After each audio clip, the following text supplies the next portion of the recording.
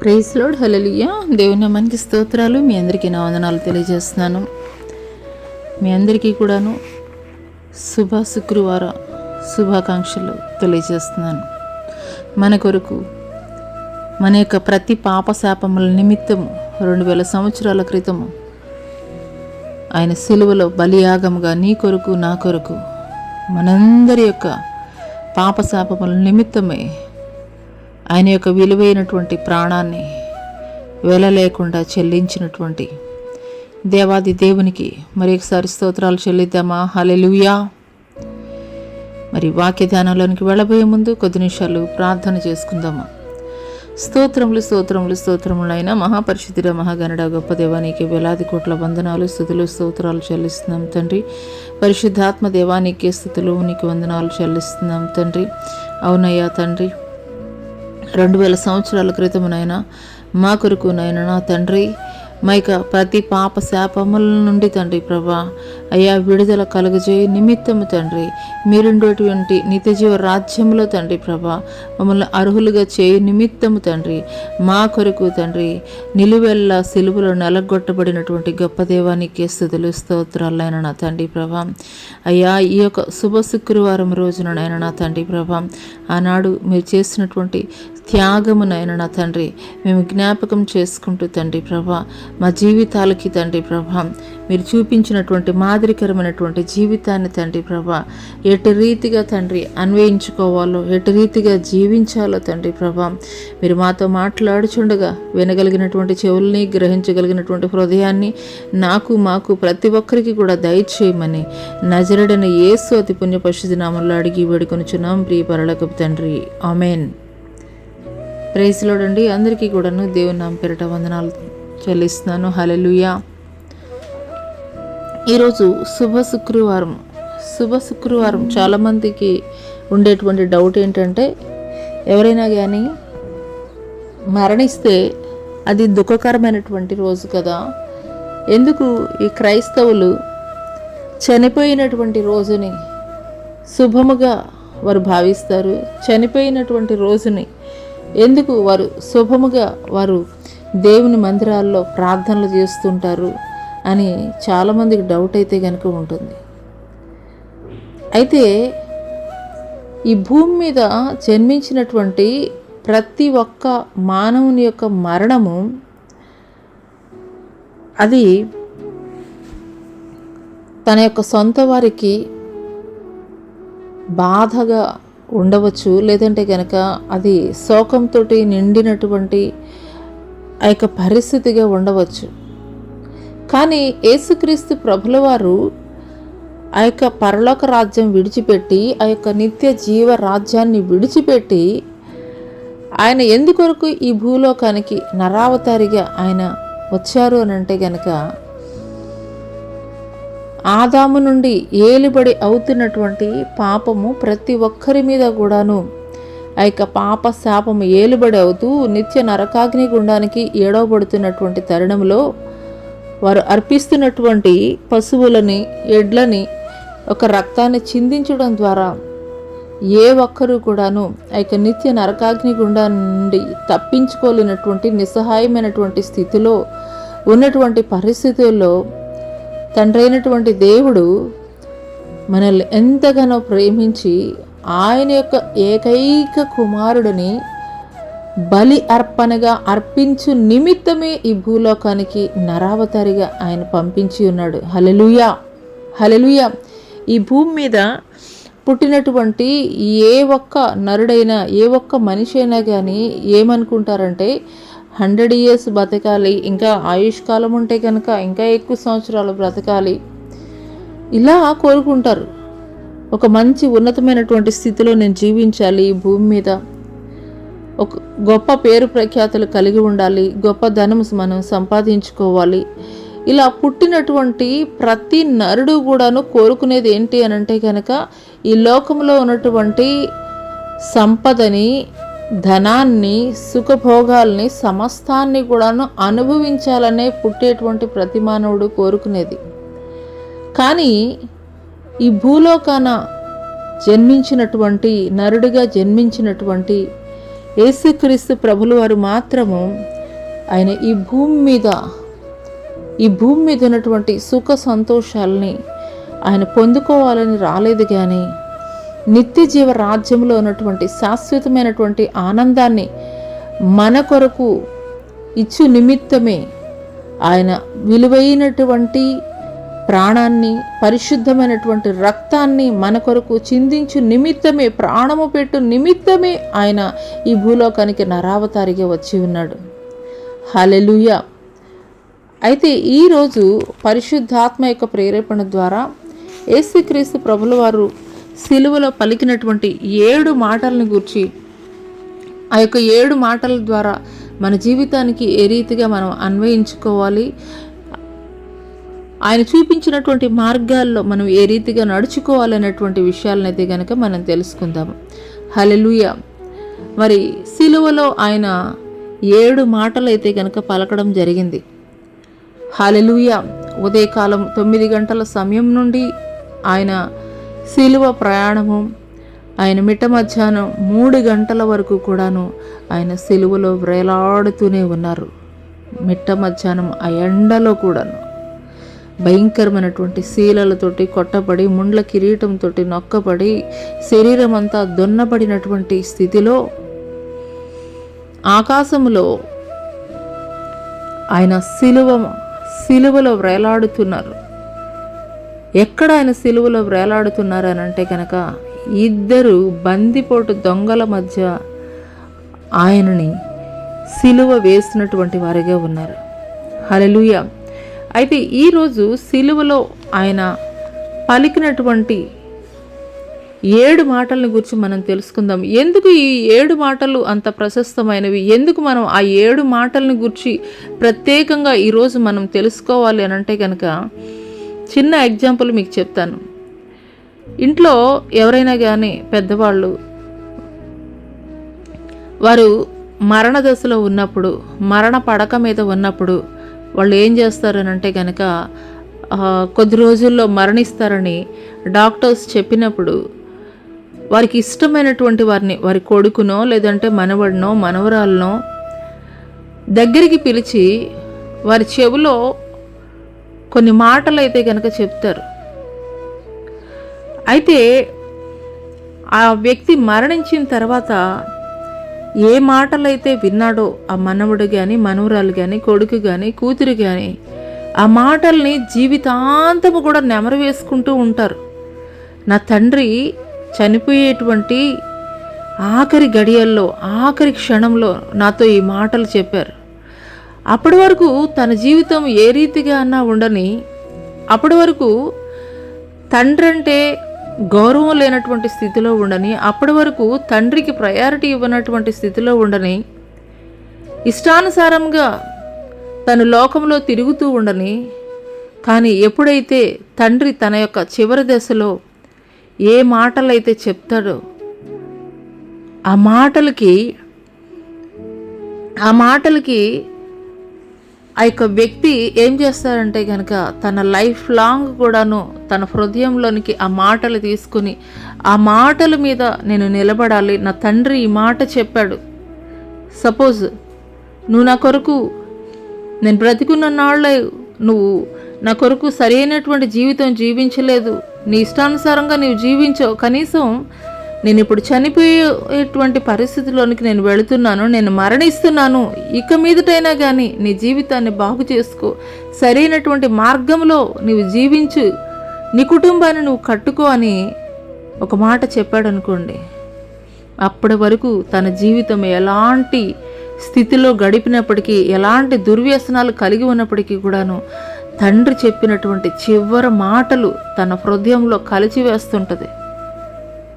అప్పటి వరకు ఉన్నటువంటి దుర్వ్యసనాలన్నిటినీ కూడా విడిచిపెట్టి నా తండ్రి మాట కొరకు నేను నిలబడాలి అని తన జీవితాంతం తను మరణించేంత వరకు కూడా ఆ మాటల్ని జ్ఞాపకం చేసుకుంటూ ఉంటారు.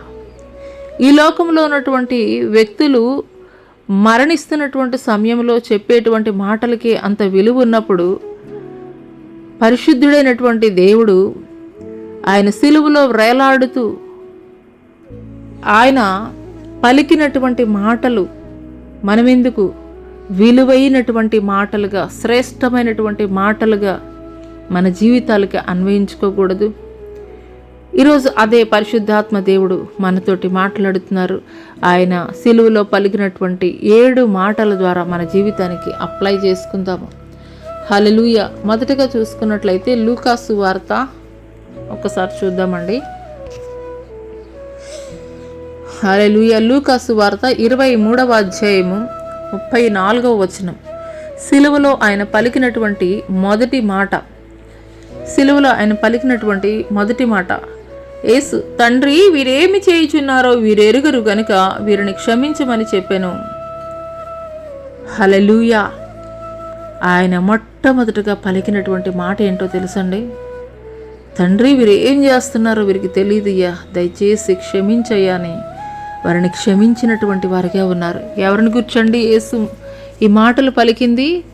ఆయన శరీరాన్ని దున్నినటువంటి వారిని, కొరడాలతోటి కొట్టినటువంటి వారిని, ఆయన శిరస్సు మీద ముండ్ల కిరీటము పెట్టినటువంటి వారిని, ఆయన చేతులలో శీలలు దించినటువంటి వారిని, భయంకరంగా అవమానించినటువంటి వారిని, గడ్డం పెరికి వేసినటువంటి వారిని, మోమును ఉమ్మివేసినటువంటి వారిని, పిడిగుద్దులు గుద్దినటువంటి వారిని దేవుడు ఏం పలుకుతున్నాడో తెలుసండి? తండ్రి, వీరేమి చేయుచున్నారో వీరెరుగరు కనుక వీరిని క్షమించు అని.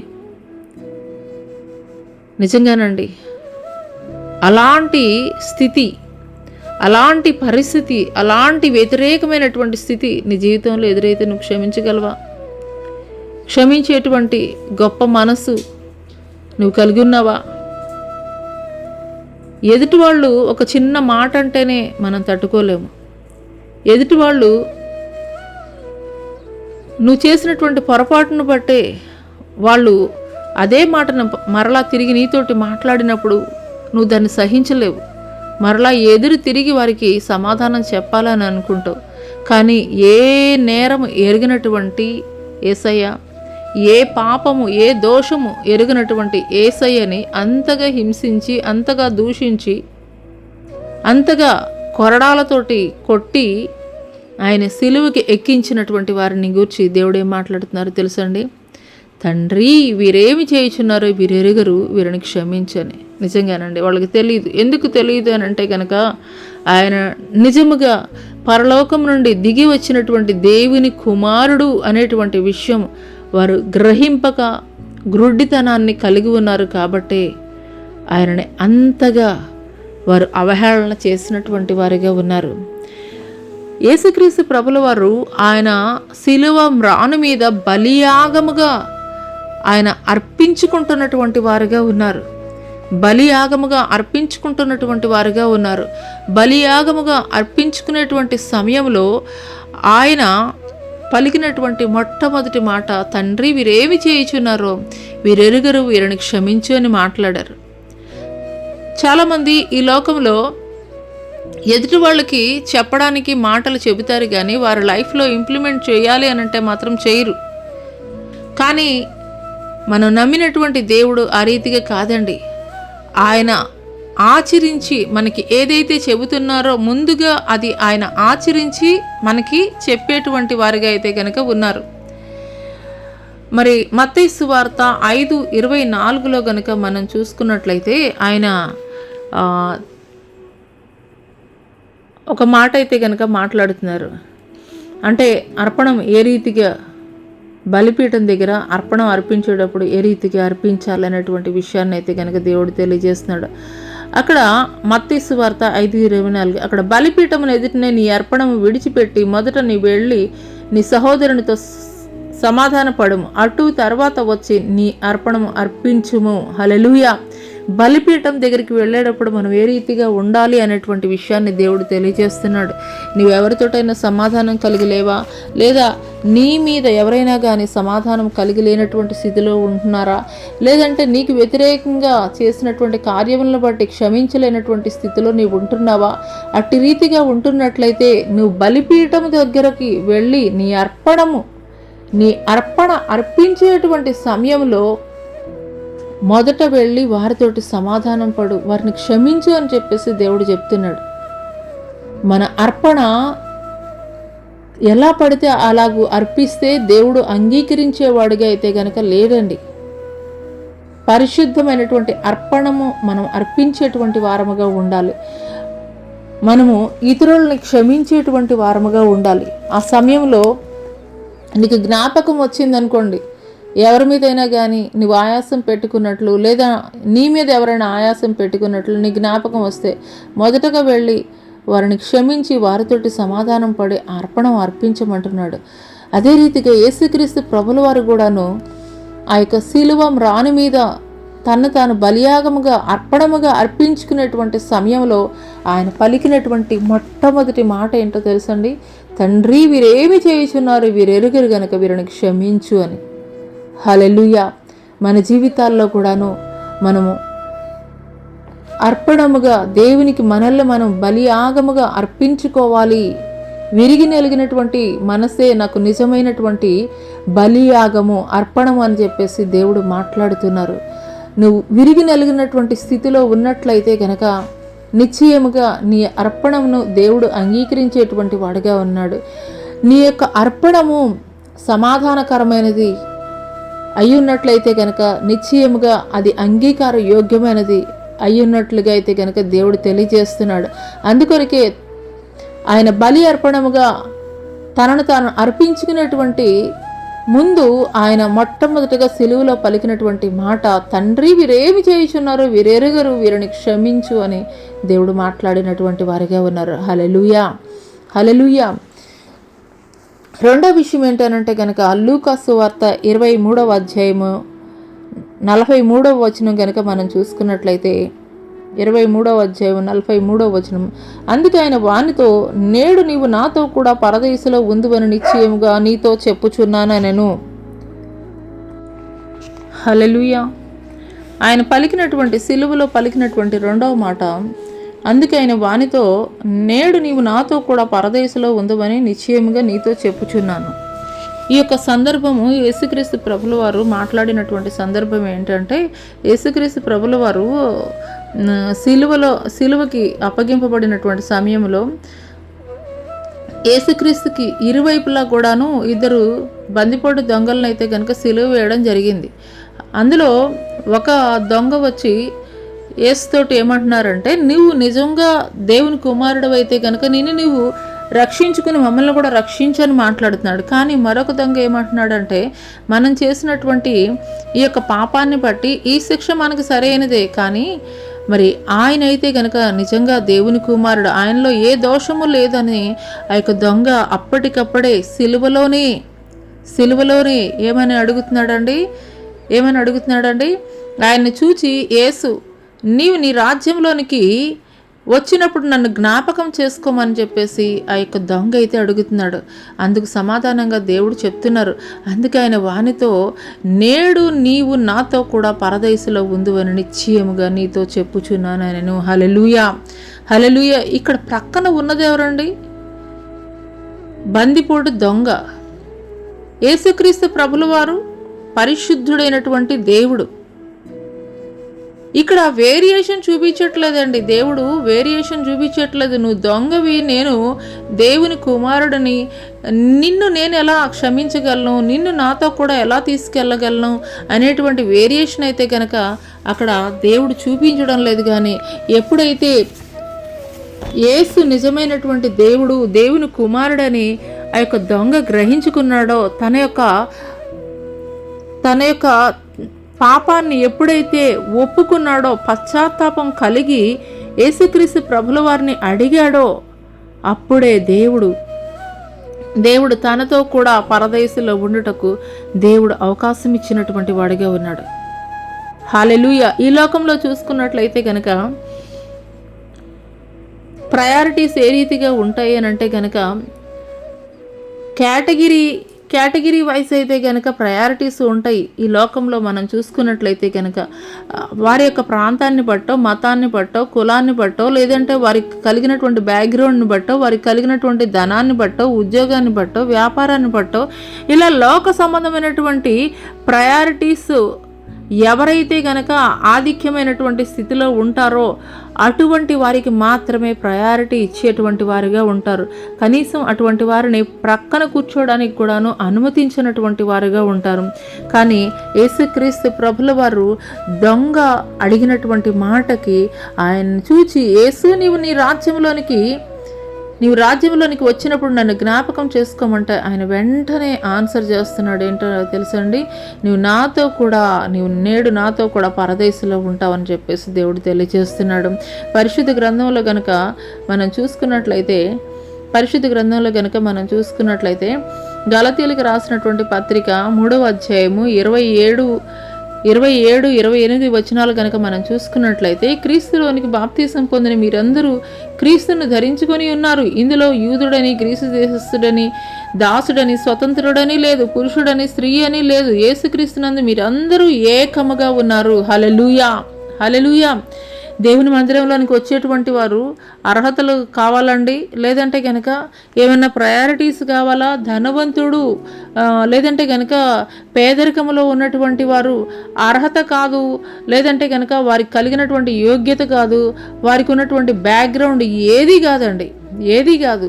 దేవుడు ఒకటే క్లియర్ కట్గా చెప్తున్నటువంటి మాట ఏంటంటే, ఎవరైతే క్రీస్తులోనికి నమ్మి బాప్తీసం పొందుకుంటారో వారు క్రీస్తుని ధరించుకున్నటువంటి వారుగా ఉంటారు. వారిలో ఏ భేదం కూడా లేదు, అంటే లింగ భేదం కూడా లేదు, స్త్రీ అని లేదు, పురుషుడని లేదు, యూదుడని లేదు, గ్రీసు దేశస్థుడు అని లేదు, అంటే ప్రాంతీయ భేదం లేదు, మతతత్వ భేదం లేదు, కులతత్వ భేదం లేదు, ఏ భేదం కూడా లేదు. అందరూ కూడాను ఈక్వల్ అని చెప్పేసి దేవుడైతే కనుక తెలియజేస్తున్నాడు. అదే రీతిగా మార్కు సువార్త 11:17 కనుక మనం చూసుకున్నట్లయితే ఆయన సిలువకి అప్పగింపబడేటువంటి ముందు దేవాలయాన్ని చూసినటువంటి ఆయన రూకలు అమ్ముతూ వ్యాపారం చేస్తున్నటువంటి సమయంలో ఆయన ఎంతగానో బాధపడుతూ ఆయన ఉద్విగ్నానికి లోనయ్యి ఆయన పలుకుతున్నటువంటి మాట, మరియు ఆయన బోధించుచు, నా మందిరము సమస్తమైన అన్ని జనులకు ప్రార్థనా మందిరం అనబడినని వ్రాయబడలేదా? అయితే మీరు దానిని దొంగల గుహగా చేసిరనెను. హల్లెలూయా. ఎవరైనా ఇక్కడ దేవుడు ఏం మాట్లాడుతున్నాడండి, యూదులకి మాత్రమే ఇది మందిరము, లేదంటే కనుక ఇంకా ఇతరితర వారికి మాత్రమే ఈ యొక్క మందిరము నా మందిరం అని చెప్పేసి ఆయన చెప్తున్నాడా? కాదండి, సమస్తమైనటువంటి అన్ని జనులకు ప్రార్థనా మందిరం అనబడను అని చెప్పేసి దేవుడు చెప్తున్నాడు. హల్లెలూయా. కాబట్టి మందిరానికి వెళ్ళేటువంటి వారిలో ఏ కులము లేదు, మతం లేదు, జాతి లేదు, భేదం లేదు, రంగు ఏది కూడా, స్త్రీ పురుష భేదములు ఏ భేదం కూడా లేదండి. అందరూ కూడాను అర్హులే దేవుని యొద్దకు రావడానికి, దేవుని మందిరంలో అడుగు పెట్టడానికి, దేవునిలో బాప్తీసం పొందుకోవడానికి. ఎవరైతే నమ్మి బాప్తీసం పొందుకుంటారో వారందరూ కూడాను దేవుని యొక్క కుమారులు, కుమార్తెలుగా అయితే కనుక పిలువబడతారు. హల్లెలూయా. మూడో విషయాన్ని కనుక మనం చూసుకున్నట్లయితే, యేసుక్రీస్తు ప్రభుల వారు శిలువ మీద పలికినటువంటి మూడవ మాట ఏంటి అని అంటే కనుక, తన యొక్క తల్లి బాధ్యతను ఎంతో చక్కగా నిర్వర్తించినటువంటి వాడిగా ఉన్నాడు. యోహాను సువార్త 19:26 వచనంలో కనుక మనం చూసుకున్నట్లయితే, యేసు తన తల్లియు తాను ప్రేమించిన శిష్యుడును దగ్గర నిలిచి ఉండుట చూచి, అమ్మా ఇదిగో నీ కుమారుడు అని తన తల్లితో చెప్పాను. హల్లెలూయా, హల్లెలూయా. అదే రీతిగా యోహానికి కూడా చెప్తున్నాడు, ఇదిగో నీ తల్లి అని చెప్పేసి చెప్తున్నాడు. మరియకేమో ఇదిగో నీ కుమారుడు అని చెప్పేసి అయితే కనుక చెప్తున్నాడు. హల్లెలూయా. యేసుక్రీస్తు ప్రభుల వారు అంత భయంకరమైనటువంటి శిలువ శిక్షను అనుభవిస్తూ, యేసుక్రీస్తు ప్రభుల వారు అంత భయంకరమైనటువంటి మండుటెండలో చేతుల్లో శీలలు, తల మీద ముండ్ల కిరీటముతోటి గుచ్చబడి, ఆయన శరీరము అంతా కూడా గాయాలతోటి కొట్టబడి రక్తము కారిపోతున్నటువంటి ఆ స్థితిలో కూడాను తల్లి బాధ్యతనైతే గనక మర్చిపోయినటువంటి వాడిగా అయితే గనక లేడండి. హల్లెలూయా, హల్లెలూయా. నేటి కాలంలో మనం చూస్తున్నాము, అనేక మంది తల్లిదండ్రుల యొక్క బాధ్యతని నిర్లక్ష్యపరిచేటువంటి వారుగా ఉన్నారు. తల్లిదండ్రుల యొక్క బాధ్యతని వారు విస్మరిస్తున్నటువంటి వారుగా ఉన్నారు. తల్లిదండ్రుల యొక్క బాధ్యతని అనాథ శరణాలయాలకి అప్పగించేటువంటి వారుగా ఉన్నారు. కానీ యేసుక్రీస్తు ప్రభుల వారు నీకు ఈరోజు నేర్పిస్తున్నది ఏంటి అని అంటే కనుక, మన యొక్క తల్లిని తండ్రిని అయితే గనక వారి యొక్క బాధ్యతని మనం విస్మరించకూడదని దేవాది దేవుడు తెలియజేస్తున్నాడు. హల్లెలూయా. మత్తయి సువార్త 12:46లో గనక మనం చూసుకున్నట్లయితే ఆ సందర్భంలో అక్కడ ఉన్నటువంటి జనసమూహంతో యేసుక్రీస్తు ప్రభుల వారు ఉన్నప్పుడు ఆయన యొక్క తల్లి సహోదరులు వచ్చినప్పుడు అక్కడ దేవుడు ఒక మాట మాట్లాడతారు. ఎవరు నా తల్లి, ఎవరు నా సహోదరులు, పరలోకమందు ఉన్నటువంటి నా తండ్రి చిత్తము ఎవరైతే జరిగిస్తారో వారే నా తల్లి నా తండ్రి అని. ఈ యొక్క మాటని అనేక మంది వక్రీకరించి ఏమి మాట్లాడతారంటే యేసుక్రీస్తు ప్రభుల వారికి కనీసము తల్లి యొక్క బాధ్యత కూడాను తెలియనటువంటి పరిస్థితుల్లో అంత కఠినంగా మాట్లాడారని చెప్పేసి కొంతమంది మాట్లాడేటువంటి వారిగా ఉన్నారు. కానీ ఈరోజు పరిశుద్ధాత్మ దేవుడు తెలియజేస్తున్నాడు. ఆయన మరి ఈరోజు ఈ యొక్క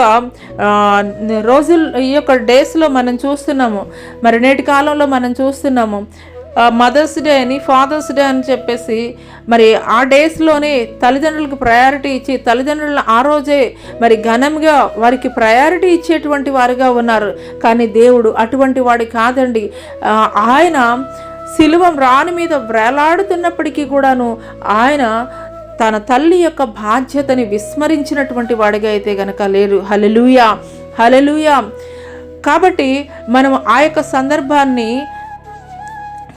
దేవునికి అప్లై చేస్తూ మనం దేవుణ్ణి ఒక క్వశ్చన్ చేసేటువంటి వారిగా అయితే కనుక ఉండడానికి లేదు. ఎందుకనంటే కనుక ఆయన 100% దేవుడు, 100% మానవుడిగా ఉన్నటువంటి వాడిగా ఉన్నాడు. హల్లెలూయా. 4వ మాట ఏంటి అనంటే కనుక యేసుక్రీస్తు ప్రభుల వారు సిలువలో పలికినటువంటి 4వ మాట ఇంచుమించు 3 గంటలప్పుడు యేసు ఏలీ ఏలీ లామా సబక్తాని అని బిగ్గరగా కేక వేసెను. ఆ మాటకు నా దేవా నా దేవా నన్నెందుకు చేయి విడిచితివని అర్థము. హల్లెలూయా, హల్లెలూయా. ఇక్కడ చూసుకున్నట్లయితే కనుక 4వ మాట ఏంటి అనంటే కనుక ఇంచుమించు 3 గంటలైందండి. ఇంచుమించు 3 గంటలైనటువంటి ఆ యొక్క సమయంలో మరి మధ్యాహ్నం వేళ ఆ దేశం అంతా కూడా చీకటి కమ్మేసినటువంటి పరిస్థితి ఉన్నది.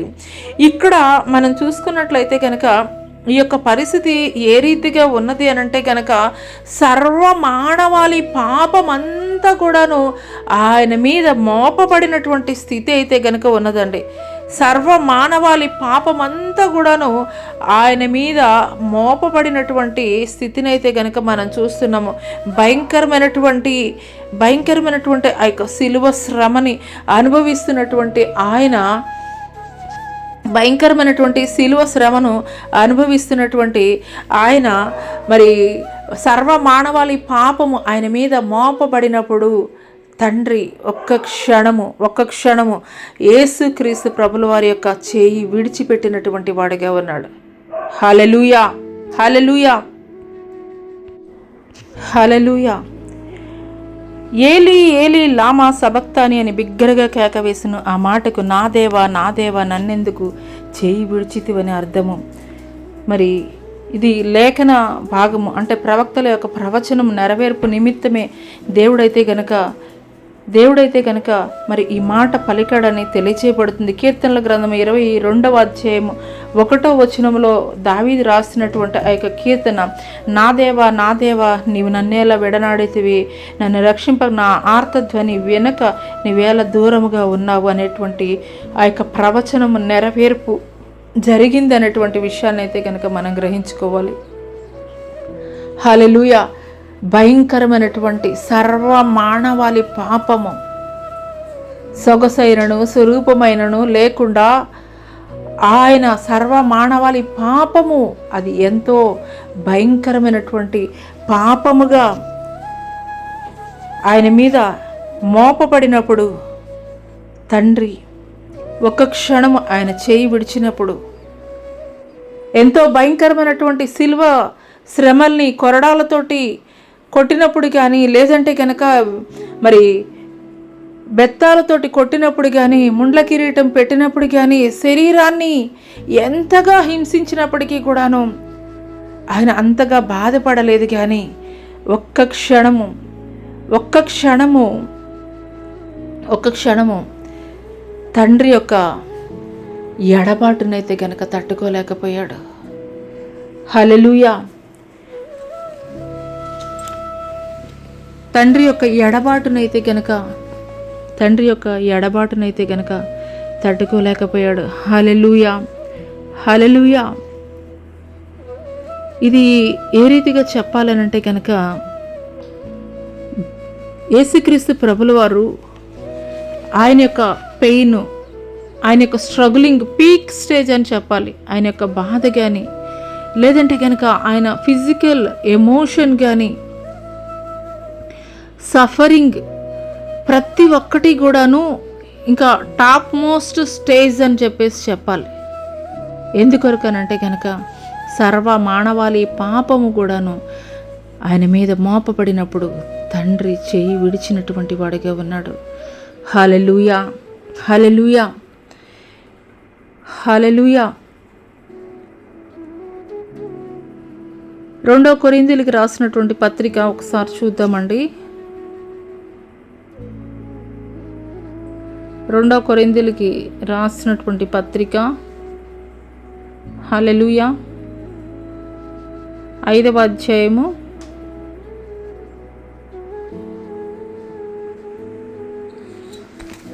21వ వచనం కనుక మనం చూసుకున్నట్లయితే, ఎందుకనగా మనం ఆయన యందు దేవుని నీతి అగునట్లు పాపమెరుగని ఆయనను మన కోసము పాపముగా చేశాను. హల్లెలూయా. ఆయనలో ఏ పాపము కూడా లేదండి, కానీ మనందరి పాపము కూడాను ఆయన మీద మోపపడడం ద్వారా మనందరి పాపము కూడాను పరిశుద్ధుడైనటువంటి పాపమెరిగినటువంటి దేవుడు మనందరి పాపములు ఆయన మీద మోపడం ద్వారా ఆయన మన కొరకు ఆయన పాపముగా చేయబడినటువంటి వాడిగా ఉన్నాడు. ఆయన మనందరి పాప శాప భారాన్ని ఆయన మోసినటువంటి వాడిగా ఉన్నాడు.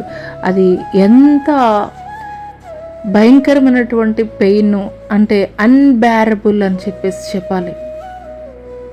అటువంటి సమయంలో తండ్రి చేయి విడిచిపెట్టినప్పుడు ఆయన గట్టిగా కేక వేస్తున్నాడు, నా దేవా, నా దేవా, నా చేయి ఎందుకు విడిచిపెట్టావు?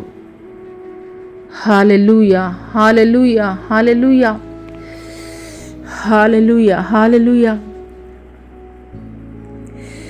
హల్లెలూయా, హల్లెలూయా, హల్లెలూయా, హల్లెలూయా, హల్లెలూయా, హల్లెలూయా. పరిశుద్ధాత్మ దేవుడు ఈ యొక్క ఉదయకాల సమయంలో దేవాది దేవుడు నీతో మాట్లాడుతున్నారు. దేవా, నువ్వు నా చేయి విడిచిపెడితే నేను బ్రతకలేనయ్యా, నువ్వు నాకు కావాలయ్యా, నువ్వు నాకు కావాలయ్యా. ఈ రీతిగా నువ్వు అడగగలుగుతున్నావా? ఈ రీతిగా దేవుడిని నువ్వు అడగగలుగుతున్నట్లయితే దేవాది దేవుడు ఆ రోజు ఆయన మన ప్రతి పాప శాపాలని ఆయన మీద మోపబడినప్పుడు భయంకరమైనటువంటి ఆ యొక్క పెయిన్ ఆయన మీద మోపబడినప్పుడు తండ్రి చేయి విడిచినప్పుడు ఆయన ఎంతగానో తల్లడిల్లిపోయినటువంటి వాడిగా ఉన్నాడు. హల్లెలూయా, హల్లెలూయా. 5వ విషయాన్ని గనుక 5వ మాటను గనుక మనం చూసుకున్నట్లయితే యోహాను సువార్త 19వ అధ్యాయం 28వ వచనం కనుక మనం చూసుకున్నట్లయితే, అటు తర్వాత సమస్తమును అప్పటికి సమాప్తమైనదని యేసు ఎరిగి లేఖనము నెరవేరినట్లు నేను దప్పిగొనుచున్నానెను. హల్లెలూయా, హల్లెలూయా. ఇక్కడ ఫస్ట్ మాట కనుక మనం చూసుకున్నట్లయితే ఆయన తండ్రి వీరేం చేస్తున్నారో వీరెరుగరు, వీరిని క్షమించు అని చెప్పేసి ఏ రీతిగా మనల్ని హింసిస్తున్నటువంటి వారి కొరకు, దూషిస్తున్నటువంటి వారి కొరకు మనం ఏ రీతిగా వారిని క్షమించాలనేటువంటి విషయాన్ని ఆయన నేర్పిస్తున్నారు. ఒక మాదిరికరమైనటువంటి జీవితం ఆయన జీవించి, 2వ మాట ఆయన పలికింది ఏంటి అనంటే కనుక, నేడు నాతో కూడా నీవు పరదేశంలో ఉంటావు అని చెప్పేసి దేవుడు పలికాడు. అంటే ఏ భేదము కూడా లేదు. గ్రీసు దేశస్థుడని, యూదుడని ఏ భేదము కూడా లేదు. అందరూ కూడాను ఎవరైతే క్రీస్తులో బాప్తిసము పొందుకొని ఆయనను విశ్వసించేటువంటి వారుగా ఉంటారో వారందరూ కూడాను నిశ్చయముగా పరలోక రాజ్యంలో చేర్చబడేటువంటి వారుగా ఉంటారు. మూడో విషయం ఏంటి అని అంటే కనుక ఆయన బాధ్యతని, ఆయన యొక్క రెస్పాన్సిబిలిటీ, తల్లి పట్ల ఆయన కలిగినటువంటి రెస్పాన్సిబిలిటీని దేవుడు మనకి నేర్పిస్తున్నాడు. హల్లెలూయా. నాలుగవ విషయం ఏంటి అని అంటే కనుక తండ్రికి వేరై, దేవునికి వేరై నేను బ్రతకలేనయ్యా తండ్రి, నేను నీకు దూరముగా నిలిచి నేను బ్రతకలేనయ్యా అని నువ్వు ఆయనలో అంటుగట్టబడేటువంటి స్థితిలో నీ యొక్క భక్తి జీవితాన్ని నువ్వు కలిగి ఉంటున్నావా? ఒక్క క్షణము తండ్రి చేయి విడిచిపెడితేనే ఆయన తల్లడిల్లిపోయినటువంటి వాడిగా ఉన్నాడు. ఈ యొక్క ఉదయకాల సమయంలో దేవుడు నీతో మాట్లాడుతున్నారు. ఎన్ని దినములైంది నువ్వు దేవుని మందిరానికి వచ్చి, ఎన్ని దినములైనది నువ్వు మోకరిల్లి, ఎన్ని దినములైనది నువ్వు పరిశుద్ధ గ్రంథాన్ని నువ్వు చదివి, ఎన్ని దినములైంది నీవు దేవునితోటి సహవాసం చేసి. ఒకసారి జ్ఞాపకం చేసుకో ప్రియ సహోదరి సహోదరుడా, దేవునికి దూరముగా ఉంటున్నటువంటి నీవు ఆ పెయిన్, ఆ స్ట్రగులింగ్ నువ్వు ఫేస్ చేయగలుగుతున్నావా? నొప్పి అనేది తెలియనటువంటి బండపారిపోయినటువంటి స్థితిలో నీ యొక్క హృదయం ఉంటుందా? ఒక్క క్షణము తండ్రి చేయి విడిచిపెడితేనే తల్లడిల్లిపోయాడు. కానీ ఎన్ని దినాలైంది నువ్వు దేవునితోటి సహవాసం చేసి, దేవుని యొక్క చేయి విడిచిపెట్టి. నిశ్చయముగా దేవుడు ఈ సమయంలో నీకు జ్ఞాపకం చేస్తుంటే, అయ్యా అవునయ్యా, నిశ్చయముగా నేను నీ చేయి విడిచిపెట్టానయ్యా, నీ చేయి విడిచిపెట్టానయ్యా, కానీ ఇప్పుడు నువ్వు నాకు కావాలి, నువ్వు లేకుండా నేను ఒక్క క్షణం కూడా నేను బ్రతకలేనయ్యా, నువ్వు నాకు కావాలయ్యా అని నువ్వు అడగగలిగే స్థితిలో ఉంటే గనక దేవుడు నీ చెయ్యి ఆయన పట్టుకోబోతున్నాడు. హల్లెలూయా. ఐదో విషయం ఏంటంటే దప్పికొనుచున్నాను ఆయన మాట్లాడుతున్నారు. ఆయన మండుటెండలో సిలువ మీద ఆయన వ్రేలాడుతూ ఆయన పలికినటువంటి మాట దప్పికొనుచున్నాను అని ఆయన మాట్లాడినటువంటి వారిగా ఉన్నారు. అదే యోహాను సువార్త 4వ అధ్యాయం 10వ వచనంలో కనుక మనం చూసుకున్నట్లయితే ఆయన సమరయ స్త్రీతోటి మాట్లాడుతాడు. అందుకు యేసు, నీవు దేవుని వరమును నాకు దాహమునికిమ్మని నిన్ను అడుగుచున్న వాడెవడో అది ఎరిగి ఉంటే నీవు ఆయన్ను అడుగుదువు, ఆయన నీకు జీవజలం ఇచ్చినని ఆమెతో చెప్పాను. ఆయన జీవజలం ఇవ్వడానికి ఆయన వచ్చినటువంటి వాడిగా ఉన్నాడు. కానీ ఆయనకి దాహం ఏంటి? ఆయన యొక్క దాహం ఏంటి?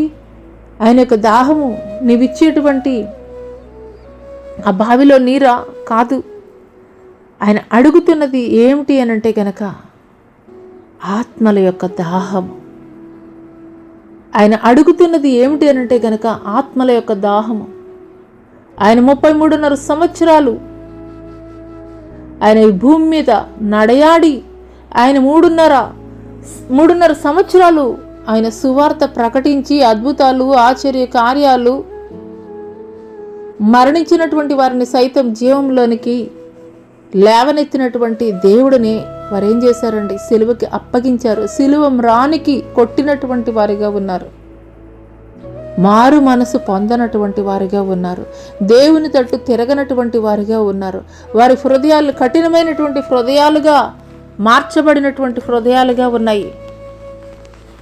దేవుడు కోరుకున్నది పరలోక రాజ్యము సమీపించి ఉన్నదని బాప్తీసమిచ్చి యోహాను తెలియచేశాడు. ఆ తర్వాత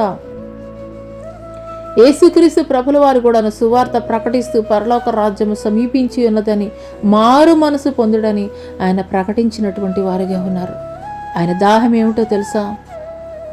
ఇంకను కూడాను నువ్వు ఆ యొక్క పాత రోత జీవితంలో నువ్వు జీవిస్తున్నట్లయితే కనుక, నువ్వు మారు మనసు కలిగి పశ్చాత్తాపము కలిగి యేసే నిజమైనటువంటి దేవుడని నీవు నమ్మి బాప్తీసము పొందుకొని ఆయన బిడ్డగా నీవు ఉండాలనేదే ఆయన ఆశ, ఆయన దప్పిక అదే. క్రీస్తుని ఎరిగినటువంటి నీవు, బాప్తీసం పొందుకున్నటువంటి నీవు, రక్షింపబడినటువంటి నీవు ఎంతమందిని క్రీస్తు వైపు నడిపించగలుగుతున్నావు? ఎంతమందికి క్రీస్తు యొక్క జనన మరణ సువార్తలను నువ్వు ప్రకటించగలుగుతున్నావు? ఆయన దాహాన్ని తీర్చగలుగుతున్నావు? హల్లెలూయా, హల్లెలూయా, హల్లెలూయా, హల్లెలూయా. ఆయన ఇంకనూ దప్పిక గొనుచూనే ఉన్నాడు. ఆయన ఇంకనూ దప్పిక గొనుచూనే ఉన్నాడు. ఎందుకొరకనంటే కనుక ఆత్మల యొక్క దాహము. ఏ ఒక్కడు కూడాను నశించి నరకాగ్ని కుండానికి వెళ్ళడం ఆయన చిత్తము కాదు. ఆయన ఉండేటువంటి నిత్య జీవ రాజ్యంలో అందరూ కూడాను మారు మనసు పొంది ఆయన ఉండేటువంటి నిత్య జీవ రాజ్య వారసులుగా ఉండాలనేదే ఆయన ఆశ, ఆయన దాహం అదే. నిజముగా ఆయన దాహాన్ని గనక ఈ దినమును గుర్తించగలిగినట్లయితే గనక దేవుణ్ణి ఎరిగినటువంటి నీవు కొంతమందికైనా కానీ నిజమైనటువంటి దేవుని గురించినటువంటి సువార్తను ప్రకటించు. దేవుని మార్గంలో నడిపించడానికి నువ్వు ఒక సాధనముగా వాడబడాలన్నదే దేవుని యొక్క కోరిక. హల్లెలూయా, హల్లెలూయా. ఆ తర్వాత 6వ మాటని గనక మనం చూసుకున్నట్లయితే యోహాను సువార్త 19వ అధ్యాయం 30వ వచనం గనక మనం చూసుకున్నట్లయితే యేసు ఆ చిరక పుచ్చుకొని సమాప్తమైనదని చెప్పి తల వంచి ఆత్మను అప్పగించెను. హల్లెలూయా, హల్లెలూయా. ఆయన తన యొక్క ఆత్మని అప్పగించుకున్నటువంటి వాడిగా ఉన్నాడు. సమాప్తమైనదని చెప్పినటువంటి వాడిగా ఉన్నాడు. సమాప్తమైనది. ఏమి సమాప్తమైనది అండి? ఆయన ఈ భూలోకానికి ఎందు నిమిత్తమైతే ఆయన పంపబడ్డాడో, ఆయన ఈ భూలోకానికి ఏ కార్యము జరిగించు నిమిత్తమైతే కనుక ఆయన వచ్చి ఉన్నాడో, తండ్రి అప్పగించినటువంటి బాధ్యతని ఆయన నెరవేర్చినటువంటి వాడిగా ఉన్నాడు. 12 సంవత్సరాల వయసులో దేవాలయం వద్ద తప్పిపోయినటువంటి మరి క్రీస్తు కొరకు తన యొక్క తల్లి వచ్చి అడిగినటువంటి సమయంలో ఆ తల్లితోటి 12 సంవత్సరాల వయసు ఉన్నటువంటి యేసు చెప్తున్నాడు, నా తండ్రి చిత్తం నెరవేర్చుట నా యొక్క బాధ్యత ఉన్నదని నీకు తెలియదా అని చెప్పి 12 సంవత్సరాల వయసులో ఉన్నటువంటి యేసు తన తల్లితోటి మాట్లాడుతున్నటువంటి వాడిగా ఉన్నాడు. హల్లెలూయా, హల్లెలూయా.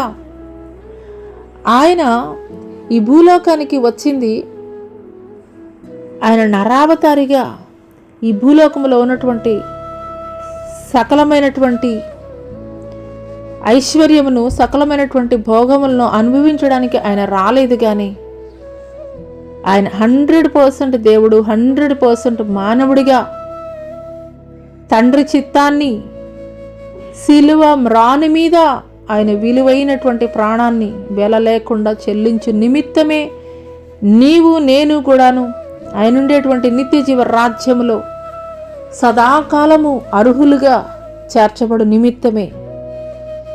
హల్లెలూయా. యోహాను సువార్త 17వ అధ్యాయం 4వ వచనం గనుక మనం చూసుకున్నట్లయితే, చేయుటకు నీవు నాకు ఇచ్చిన పని నేను సంపూర్ణంగా నెరవేర్చి భూమి మీద నిన్ను మహిమపరచితిని అని దేవుడు తెలియజేస్తున్నాడు. దేవుడు ఏ పని నిమిత్తమైతే కనుక యేసుక్రీస్తు ప్రభుల వారిని పంపించి ఉన్నారో మరి ఆ పనిని నేను నెరవేర్చాను అని చెప్పి దేవుడైతే మాట్లాడుతున్నారు. ఆ తర్వాత యోహాను సువార్త 4వ అధ్యాయం 34వ వచనం కనుక మనం చూసుకున్నట్లయితే, యేసు వారిని చూచి నన్ను పంపిన వాని చిత్తము నెరవేర్చుటయు ఆయన పని తుదము ముట్టించుటయు నాకు ఆహారమై ఉన్నదని దేవుడైతే గనక చెప్పారు. సమరయ స్త్రీ దగ్గరికి వెళ్ళినప్పుడు ఆయన ఆహారం కొరకు శిష్యులు వెళుతున్నటువంటి క్రమంలో యేసుక్రీస్తు ప్రభుల వారు ఈ మాటలు అయితే కనుక ఆయన శిష్యులతోటి చెబుతున్నారు. అదే రీతిగా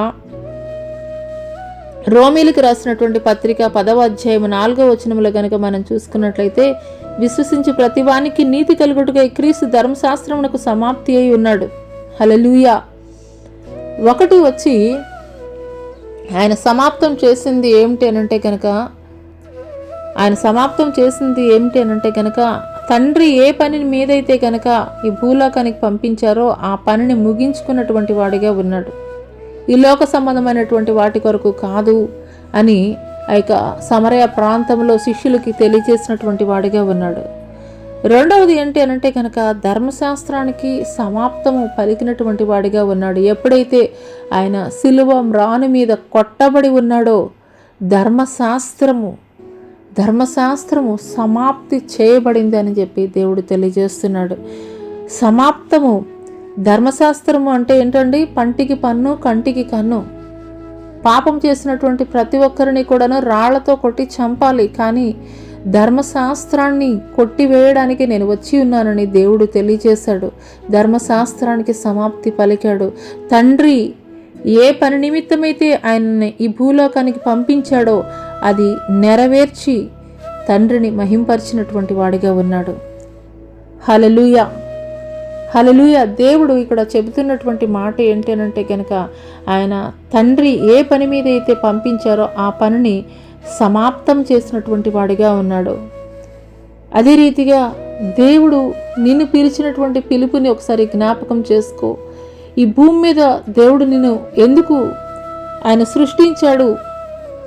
దేవుడు నీ పట్ల కలిగి ఉన్నటువంటి ఉద్దేశము, నీ పట్ల కలిగి ఉన్నటువంటి చిత్తము ఏమై ఉన్నది అనేటువంటి విషయాన్ని నువ్వు గ్రహించుకొని ఆ పని జరిగించి ఈ భూలోకాన్ని విడిచిపెట్టేంత లోపు దేవుడు నీకు అప్పగించినటువంటి బాధ్యతని, ఆ పనిని ముగించుకుని వెళ్ళాలి అనేటువంటి విషయాన్ని అయితే కనుక దేవాది దేవుడు ఈ యొక్క మాట ద్వారా మనకి తెలియజేస్తున్నాడు. హల్లెలూయా.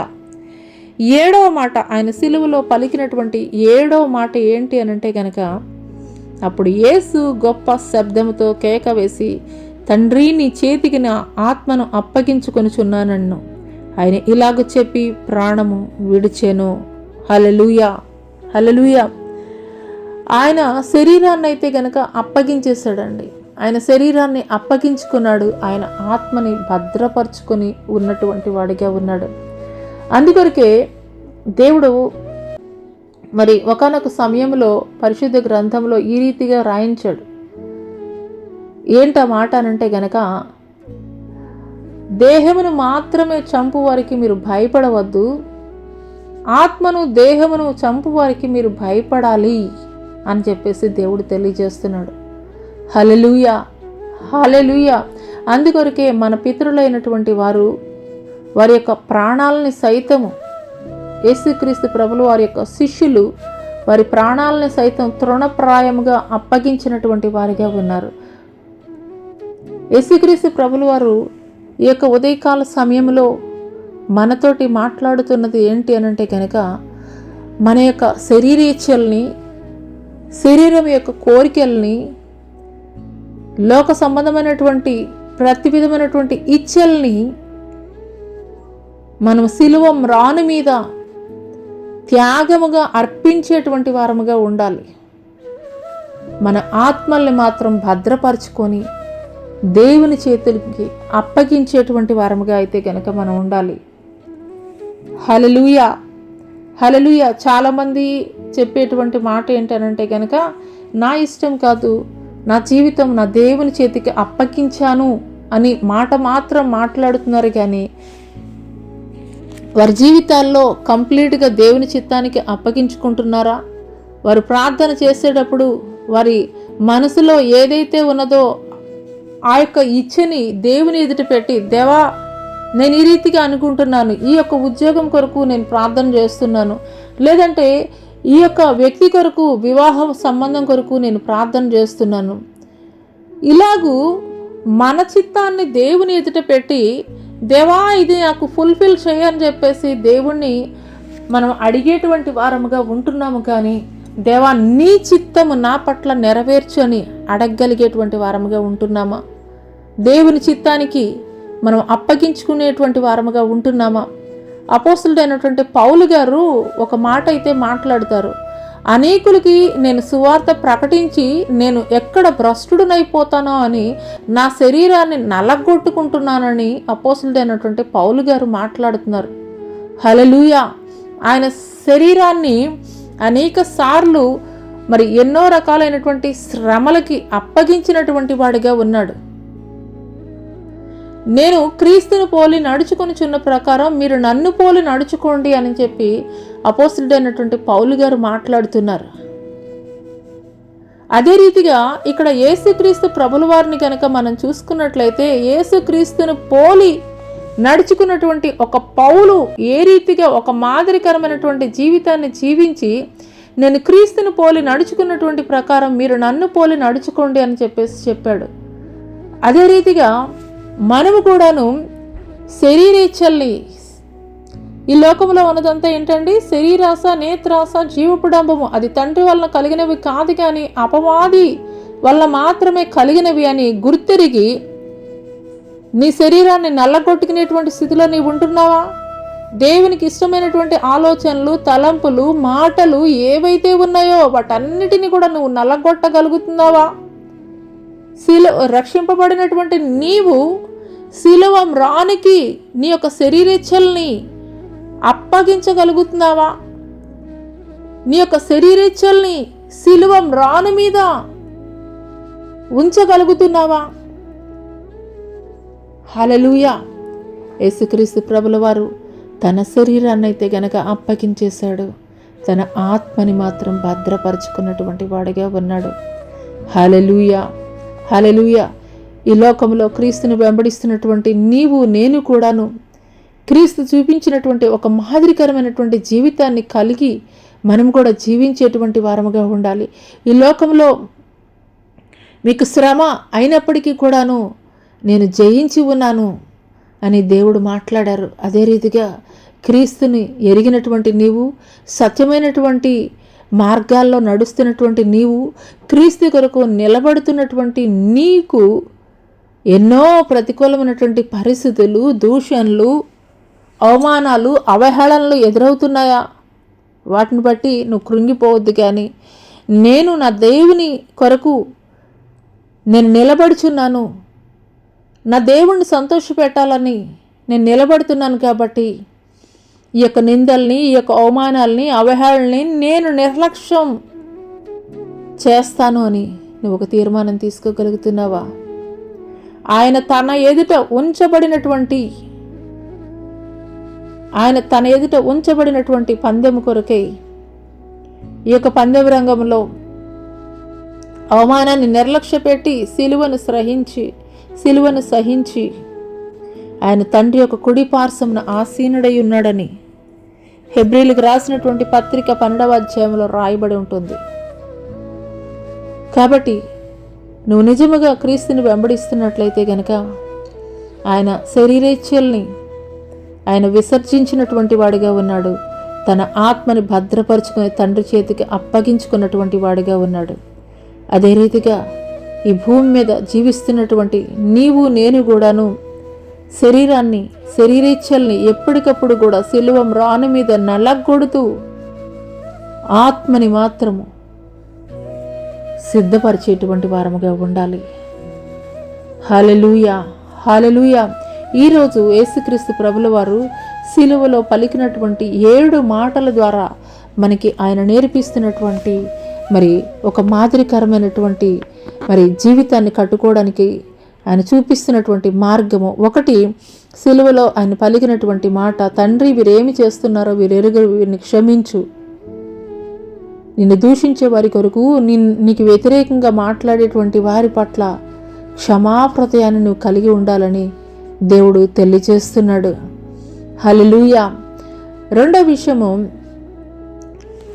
పక్కన ఉన్నటువంటి దొంగతోటి దేవుడు మాట్లాడుతున్నాడు. నేడు నీవు నాతో కూడాను పరదైసులో ఉంటావని చెప్పేసి దేవుడు తెలియజేస్తున్నాడు. అదే రీతిగా మనము కూడాను మరి ఏ జాతి, లింగ భేదము లేదంటే కనుక వారి కలిగి ఉన్నటువంటి స్థితిగతులను బట్టి మనం ప్రయారిటైజ్ చేసేటువంటి వారముగా ఉండకూడదు. క్రీస్తుని ఎరిగినటువంటి నీవు మరి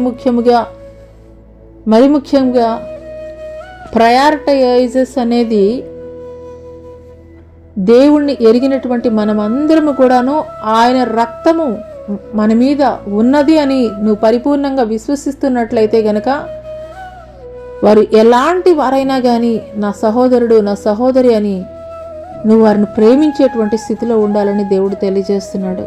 మూడో విషయం ఏంటి అని అంటే కనుక తన తల్లి యొక్క బాధ్యతని యేసు నెరవేర్చినటువంటి వాడిగా ఉన్నాడు. ఒక రెస్పాన్సిబిలిటీ. ప్రియ సహోదరి, సహోదరుడా, తల్లిదండ్రులు లేనటువంటి వారు ఎంతగానో వారు కృంగిపోతున్నటువంటి వారిగా ఉన్నారు. కానీ తల్లిదండ్రుల్ని కలిగి ఉండి కూడాను ప్రత్యక్షమైనటువంటి నరకాన్ని వారికి చూపిస్తున్నావా? నువ్వు నిజంగా క్రైస్తవుడివి, క్రైస్తవురాలు అయినట్లయితే గనక, నిజంగా నువ్వు క్రీస్తుని వెంబడిస్తున్నట్లయితే గనక, క్రీస్తు ఆ యొక్క సిలువకి అప్పగింపబడి సిలువలో వేలాడుతూ కూడా తల్లి యొక్క బాధ్యతని విస్మరించినటువంటి వాడిగా అయితే గనక లేదు, తల్లి యొక్క బాధ్యతని నెరవేర్చినటువంటి వాడిగా ఉన్నాడు. కాబట్టి తల్లిదండ్రుల యొక్క బాధ్యతల్ని మనము నెరవేర్చేటువంటి వారముగా, రెస్పాన్సిబిలిటీ కలిగినటువంటి వారముగా ఉండాలని దేవుడు తెలియజేస్తున్నాడు. 4వ విషయం ఏంటి అనంటే గనక, దేవుడు గట్టిగా కేక వేస్తున్నాడు. తండ్రి చేయి విడిచిపెట్టినప్పుడు, ఏలి ఏలి లామా సబక్తాని, నా దేవా నా దేవా నా చెయ్యి ఎందుకు విడిచిపెట్టావని. హల్లెలూయా. క్రీస్తుని నేను వెంబడిస్తున్నాను, క్రైస్తవుడిని, క్రైస్తవురాలని చెబుతూ కూడాను దేవునికి దూరముగా నీ యొక్క హృదయం ఉన్నట్లయితే గనక, ఇటువంటి ప్రక్షాళన నీ హృదయంలో, ఈ మాటలు వింటున్నటువంటి నీ హృదయంలో నీవు కలిగి ఉండాలి. ఈ మాటలు దేవుడు నాతోనే మాట్లాడుతున్నాడని నువ్వు విశ్వసించగలిగినట్లయితే, ఆనాడు యేసుక్రీస్తు ప్రభుల వారు సర్వమానవాళి పాపము ఆయన మీద భారముగా మోపబడినప్పుడు భరించలేనటువంటి ఆ యొక్క పెయిన్ ఆయన తట్టుకోలేక తండ్రి చెయ్యి విడిచిపెట్టినప్పుడు, నా దేవా నా దేవా నా తండ్రి నా చెయ్యి ఎందుకు విడిచిపెట్టావని ఆయన ఎంతగానో ఉద్విగ్న భరితుడై ఆయన మాట్లాడినటువంటి వాడిగా ఉన్నాడు. నువ్వు నిజముగా క్రీస్తుని వెంబడిస్తున్నట్లయితే, క్రీస్తుతోటి నిజముగా నీవు సహవాసం కలిగి ఉన్నట్లయితే, లోకములో ఉన్నటువంటి ఇచ్ఛల వైపు నువ్వు పరుగులు పెట్టవు. ఆ పెయిన్ నువ్వు కలిగి ఉండాలి. దేవునికి దూరముగా జరిగాను, దేవునికి దూరముగా నా యొక్క హృదయము ఉన్నది అనేటువంటి స్పృహ కూడా కోల్పోయినటువంటి పరిస్థితుల్లో నీవు ఉన్నట్లయితే కనుక ఒకసారి జ్ఞాపకం చేసుకో. హల్లెలూయా. 5వ విషయం ఏంటి అనంటే కనుక, ఆయన దప్పికొనుచున్నాను అని అన్నాడు. ఆయన దప్పిక శారీరక సంబంధమైనటువంటి దప్పిక కాదు, కానీ ఆత్మల దప్పిక. అనేకులు ఆయనలో నిలిచి ఉండాలనేటువంటి ఆత్మల దప్పిక కొరకు ఆయన దప్పిక కొని ఉన్నాడని ఆయన మాట్లాడుచున్నటువంటి వాడిగా ఉన్నాడు. క్రీస్తుని ఎరిగినటువంటి నీవు క్రీస్తుని ఎరగనటువంటి అనేకులకు ఈ యొక్క సత్య సువార్త ప్రకటించి వారు కూడా నిజమైనటువంటి దేవుడిని గుర్తెరిగినట్లు ఆయన యొక్క దప్పిక తీర్చేటువంటి వారముగా ఉందాము. 6వ మాట, ఆయన సమాప్తమైనది అని దేవుడు పలికినటువంటి వాడిగా ఉన్నాడు. అంటే తండ్రి ఏ పని మీదైతే ఆయన పంపి ఉన్నాడో ఆ పనిని ఆయన సంపూర్ణంగా ఫుల్ఫిల్ చేసినటువంటి వాడిగా ఉన్నాడు. అదే రీతిగా దేవుడు నీకు ఏ బాధ్యతని దేవుడు ఈ భూమి మీద సృష్టించినటువంటి దేవుడు నీ పట్ల ఆయన కలిగి ఉన్నటువంటి ఉద్దేశాన్ని, నీ పట్ల ఆయన కలిగి ఉన్నటువంటి చిత్తము ఏదైతే ఆయన నీ పట్ల భారం పెట్టి ఉన్నాడో, దేవుని సన్నిధిలో మోకరిల్లు అడుగు. నీ పట్ల ఆయన ఏ చిత్తం అయితే కలిగి ఉన్నాడో ఆ చిత్తాన్ని ఫుల్ఫిల్ చేయడానికి నీవు కూడా సంసిద్ధురాలు కావాలని దేవుడు కోరుకుంటున్నాడు. 7వ విషయం, తండ్రి నీ చేతికి నా ఆత్మను అప్పగించుకొనుచున్నాను అని దేవుడు మాట్లాడుతున్నారు. హల్లెలూయా, హల్లెలూయా. ఆయన శరీరాన్ని అయితే కనుక దున్నబడినటువంటి శరీరాన్ని అప్పగించుకున్నటువంటి వాడిగా ఉన్నాడు. కానీ ఆత్మని మాత్రం భద్రపరుచుకొని తండ్రి చేతికి అప్పగించినటువంటి వాడిగా ఉన్నాడు.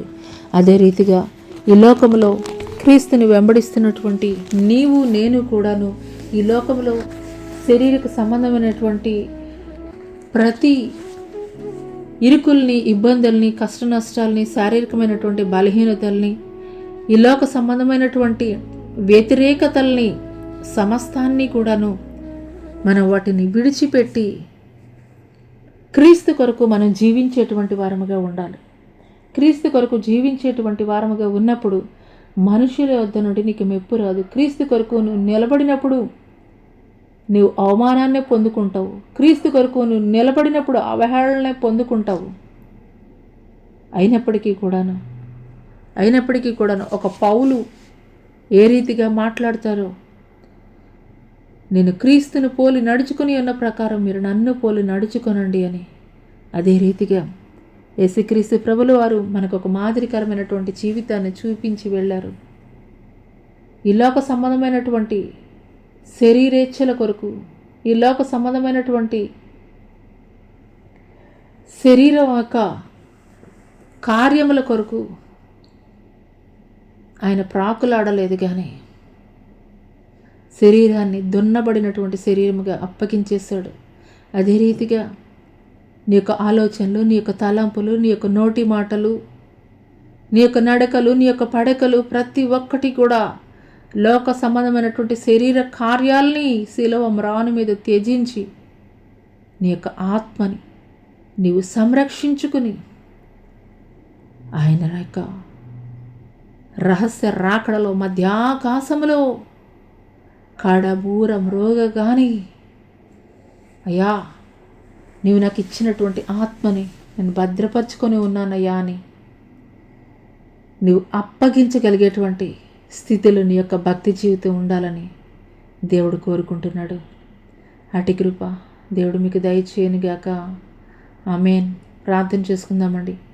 స్తోత్రములు స్తోత్రములు స్తోత్రములు నైనా మహాపరిశుద్ధుడ మహాగణుడ గొప్ప దేవానికి వేలాది కోట్ల వందనాలు స్తుతులు స్తోత్రాలయ్యా.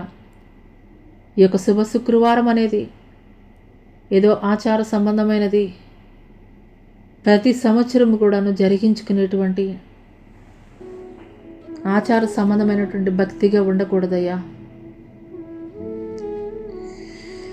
ఈ శుభ శుక్రవారం నీ యొక్క శిలువ శ్రమల్ని జ్ఞాపకం చేసుకుంటూ కన్నీరు కారుస్తూ ఈ ఒక్కరోజు మాత్రమే నీ సన్నిధిలో నీ యొక్క శిలువ శ్రమల్ని జ్ఞాపకం చేసుకుంటూ ప్రార్థించేటువంటి నామకార్థమైనటువంటి విశ్వాసము నిబిడల జీవితాల్లో కలిగి ఉండడం మాత్రమే కాదు, కానీ తండ్రి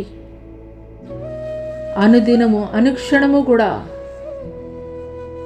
నా దేవుని యొక్క గాయాల్ని, దేవునికి అయిష్టమైనటువంటి కార్యాలు జరిగిస్తూ ఆయన గాయాల్ని నేను రేపుతున్నానా, ఆయన దుఃఖపరుస్తున్నానా, నా యొక్క మాటల ద్వారా నేను దుఃఖపరుస్తున్నానా,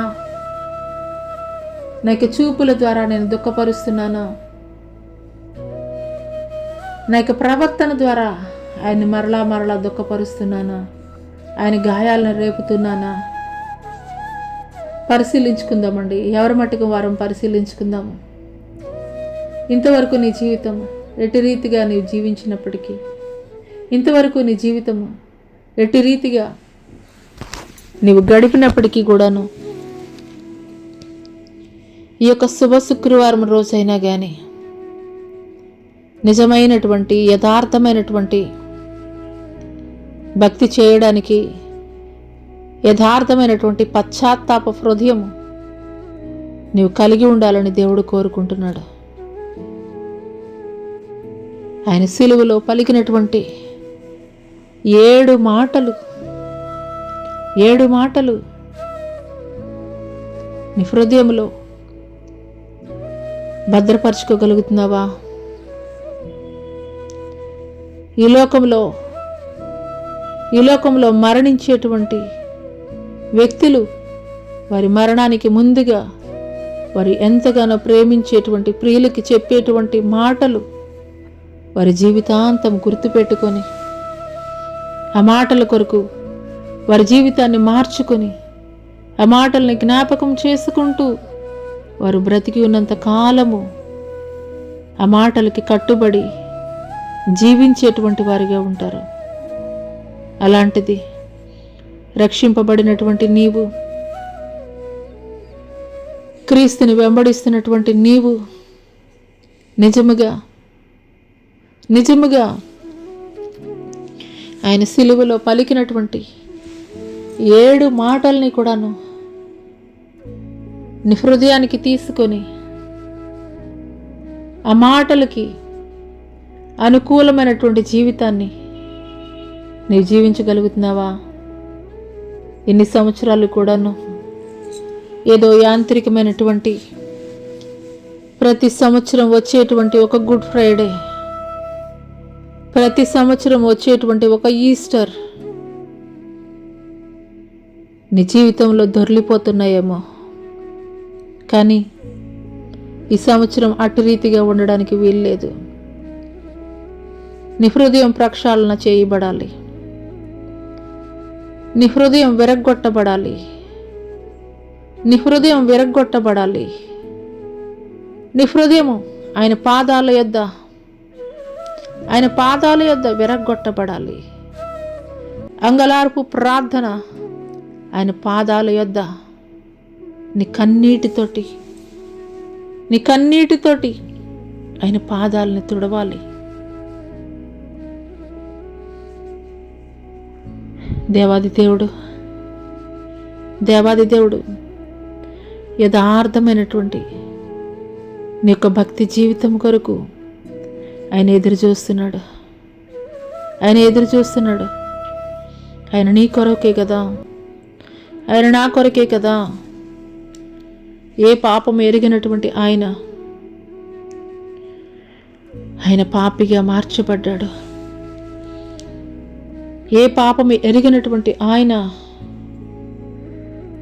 నీవు నేను పొందవలసినటువంటి ఆ కొరడా దెబ్బలు, నీవు నేను పొందవలసినటువంటి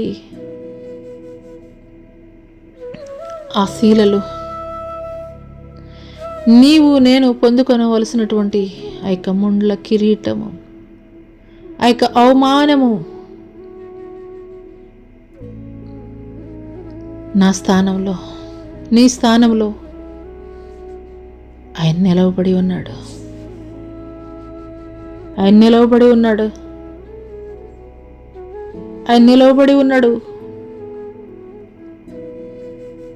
ప్రియ సహోదరి సహోదరుడా, ఈ సమయంలో ఒకసారి జ్ఞాపకం చేసుకో.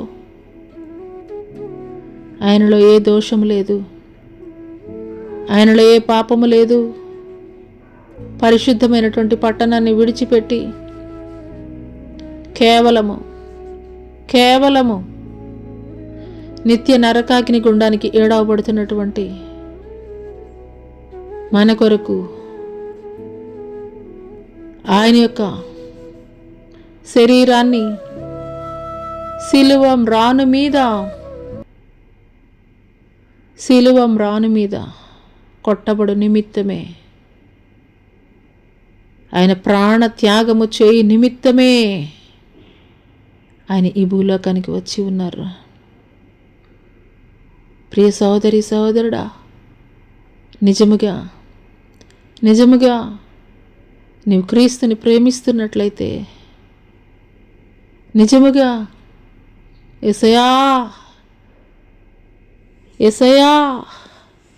నేను నిన్ను ప్రేమిస్తున్నానయ్యా, యేసయ్యా నువ్వంటే నాకు ఎంతో ఇష్టమయ్యా, పెదవులతో చేసేటువంటి ప్రార్థన ఆయన కోరుకోవట్లేదు. నీ హృదయ అంతరంగముల్లో నుండి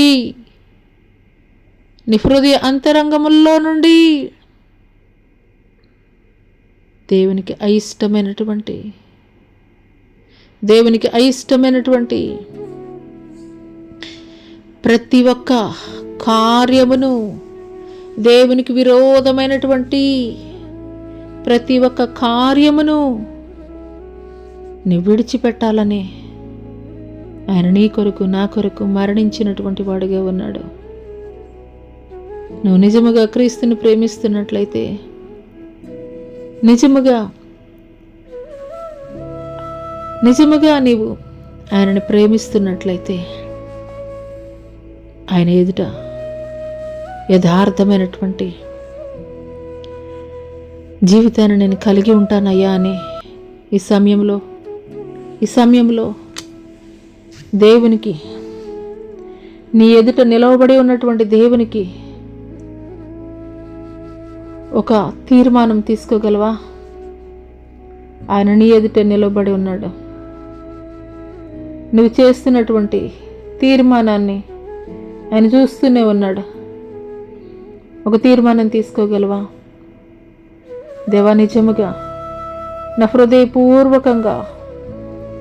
హృదయపూర్వకంగా ఈ దినము నుండి నా జీవితాన్ని నేను మార్చుకుంటానయ్యా.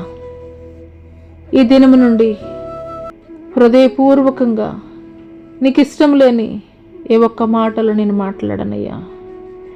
నీకు ఇష్టం లేని ఏ ఒక్క ఆలోచనలు నేను చేయనయ్యా. నీకు ఇష్టం లేని ఏ ఒక్క చూపులు నేను చూడనయ్యా. నీకు ఇష్టం లేనటువంటి ఏ ఒక్క మాటలు నేను విననయ్యా. నీకు ఇష్టం లేనటువంటి ఏ విధమైనటువంటి శరీర కార్యములు నేను చేయనయ్యా. ఈ రీతిగా నీ ఎదుట నిలవబడి ఉన్నటువంటి దేవునితోటి ఒక తీర్మానం నువ్వు తీసుకుంటున్నావా? ఒక తీర్మానం నువ్వు తీసుకుంటున్నట్లయితే దేవుడు నిశ్చయముగా నీ యొక్క తీర్మానాన్ని ఆయన అంగీకరిస్తున్నారు. ఇప్పటి వరకు నీ జీవితం ఎట్టి రీతిగా ఉన్నప్పటికీ నీవు ఇప్పుడు నీ ఎదుట నిలవబడినటువంటి యేసయ్యతోటి చేసినటువంటి తీర్మానం ఆయన చూస్తూనే ఉన్నాడు.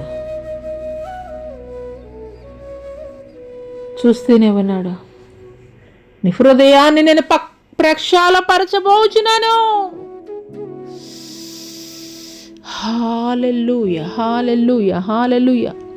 నీ హృదయమును నేను ప్రక్షాళపరచబోచున్నాను నా కుమార్తె విజయ. నీ హృదయమును నేను ప్రక్షాళపరచబోచున్నాను. వ్యర్థమైనటువంటి తలంపులు, వ్యర్థమైనటువంటి ఆలోచనల్ని ప్రక్షాళపరచబోచున్నాను. రాతి హృదయమును నీలో నుండి నేను తీసివేస్తున్నాను. మాంసము కలిగినటువంటి హృదయమును నేను నీకు అనుగ్రహించుచున్నాను. నా కుమార్తె విజయ, నేను ఒక నూతనమైనటువంటి ద్వారమును నీ కొరకు తెరవజేయుచున్నాను. మారా, నీ జీవితంలో నుండి నేను కొట్టివేస్తున్నాను. నీ యొక్క జీవితము కట్టబడినటువంటి జీవితముగా, నీ కుటుంబము ఆశీర్వదింపబడినటువంటి కుటుంబముగా, మధురముగా నేను మార్చబోచున్నాను. ఇదే సైన్యములకు అధిపతియగు యెహోవా వాక్కు. హల్లెలూయా, హల్లెలూయా, హల్లెలూయా, హల్లెలూయా, హల్లెలూయా. ఈ సమయంలో నా కుమారుడు రవికిరణతో నేను మాట్లాడుచున్నాను. ఈ సమయంలో నా కుమారుడు రవికిరణతో నేను మాట్లాడుచున్నాను. నా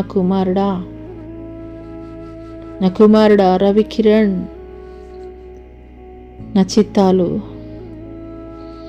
నా ఉద్దేశాలు, నా ప్రణాళికలు నీ పట్ల నెరవేర్చబడినట్లు, నా ఉద్దేశములు, నా చిత్తము, నా ప్రణాళిక నీ పట్ల నెరవేర్చబడినట్లు నేను నీకు ఆజ్ఞాపించుచున్నటువంటి సమస్తమైనటువంటి విషయములలో, నేను నీకు ఆజ్ఞాపించుచున్నటువంటి సమస్తమైనటువంటి విషయములలో నీవు నా మాటలకి లోబడి ఉండుము నా కుమారుడా. నీవు నా మాటలకి లోబడి ఉండుము నా కుమారుడా. నీ స్వచిత్తము నేను కొట్టివేస్తున్నాను. ఇక మీదట నువ్వు వెళ్ళవలసినటువంటి మార్గములను నేను నీకు తెలియపరిచెదను. ఇక మీదట నువ్వు వెళ్ళవలసినటువంటి మార్గములను నేను నీకు తెలియపరిచెదను. ఇక మీదట నువ్వు చేయవలసినటువంటి కార్యములను నేను నీకు బోధపరిచెదను. నీవు నా చిత్తానుసారముగా మాత్రమే నడుచుకొనవలను. అంతకు మించి నీ స్వచిత్తము జరిగించుటకు నేను అనుమతించడలేదు నా కుమారుడా. అంతకు మించి నీ స్వచిత్తము జరిగించుటకు నేను అనుమతించడలేదు నా కుమారుడా. హల్లెలూయా, హల్లెలూయా, హల్లెలూయా. నీకే స్తుతి, స్తుతి, స్తోత్రములయ్యా, స్తోత్రములయ్యా. వందనాలు చెల్లిస్తున్నాం తండ్రి. ఈ సమయంలో నా కుమార్తె శారాతో మాట్లాడుచున్నాను. ఈ సమయంలో నా కుమార్తె శారాతో మాట్లాడుచున్నాను. నా కుమార్తె శారా, నా కుమార్తె శారా,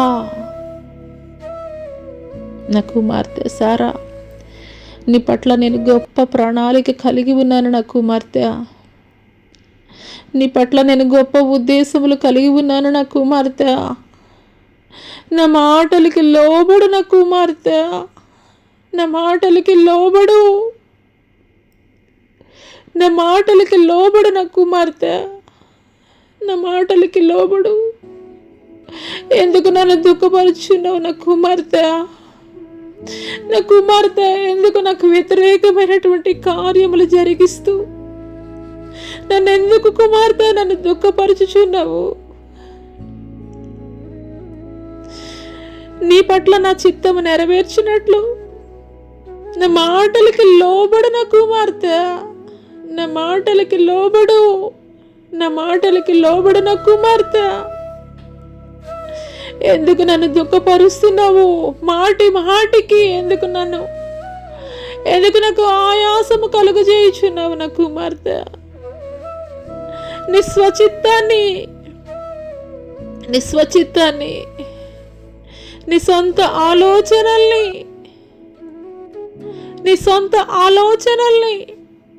ఎందుకు నా కుమార్తె? నీ సొంత ఆలోచనల్ని ఎందుకు కలిగి ఉంటున్నావు నా కుమార్తె? నేను నిన్ను నడిపించుచున్నాను కదా నా కుమార్తె. ఎందుకు కుమార్తె మాటికి నాకు ఆయాసకరమైనటువంటి కార్యములు జరిగిస్తూ నన్ను దుఃఖపరుస్తున్నావు నా కుమార్తె, నా కుమార్తె. నాకు వ్యతిరేకమైనటువంటి కార్యములు జరిగిస్తూ నన్ను ఎంతగానో దుఃఖపరుస్తున్నావు నా కుమార్తె. నా గాయాల్ని మరలా రేపుచున్నావు నా కుమార్తె, నా గాయాల్ని మరలా రేపుచున్నావు నా కుమార్తె.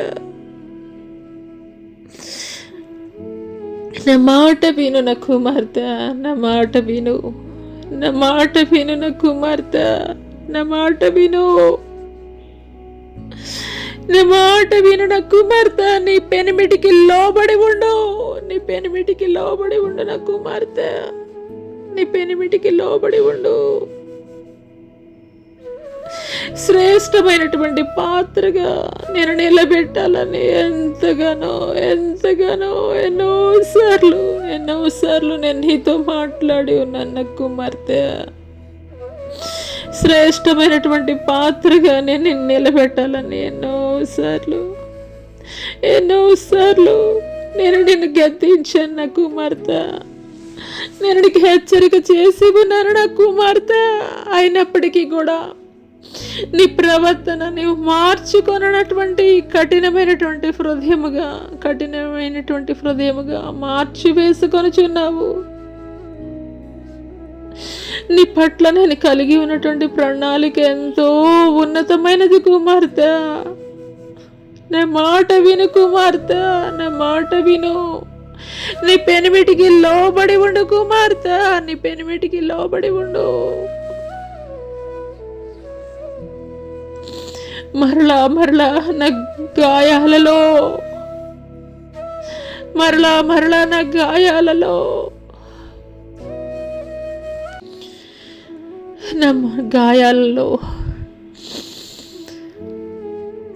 నా గాయాలలో నీ వేలి ఉంచి నన్ను ఇంకను దుఃఖపరుస్తున్నావు నా కుమార్తె.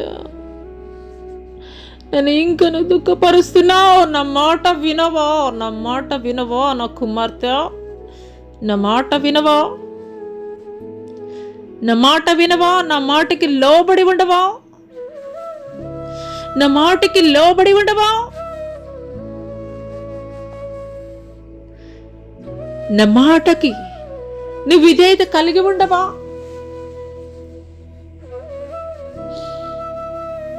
నా మాటకి విధేయత కలిగి ఉండవా? నా ఉగ్రతకి లోను కాకుండానట్లు, నా ఉగ్రతకి లోను కాకుండానట్లు నీ ప్రతి పొరపాట్లను విడిచిపెట్టి నా ఎదుట నువ్వు మోకరీలను ఎడలా, అంగలార్చిన ఎడలా, పశ్చాత్తాపము కలిగి ఉండిన ఎడలా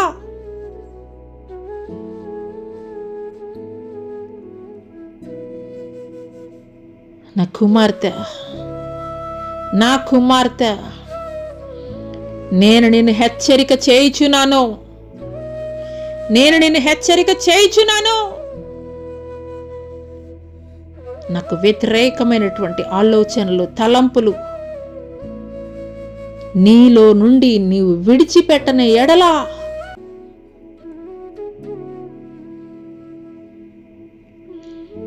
నాకు వ్యతిరేకమైనటువంటి కార్యములు, ఆలోచనలు నీవు విడిచిపెట్టని ఎడలా శాశ్వతముగా శాశ్వతముగా నేను నీ చెయ్యి విడిచిపెట్టదను. శాశ్వతముగా నీ చెయ్యి నేను విడిచిపెట్టదను. శాశ్వతముగా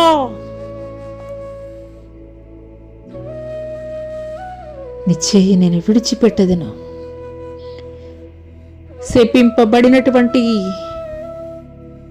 శపింపబడినటువంటి లోతు భార్య ఉప్పు స్తంభముగా మార్చబడి ఉన్నది. నా ఉగ్రత నీ మీద దిగి రాకముందే, నా ఉగ్రత నీ ముందు దిగి రాకముందే మోకరిల్లు, మోకరిల్లు, మోకరిల్లు, మోకరిల్లు, మోకరిల్లు, లోబడి ఉండు, లోబడి ఉండు. ఇది నా హెచ్చరిక, ఇది నా హెచ్చరిక.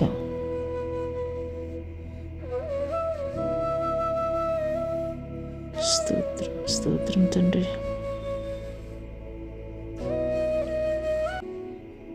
సమస్తమైన విషయాల్లో మీరే తోడై ఉండి సహాయం చేయమని ఈ యొక్క శుభ శుక్రవారపు ఆరాధనలో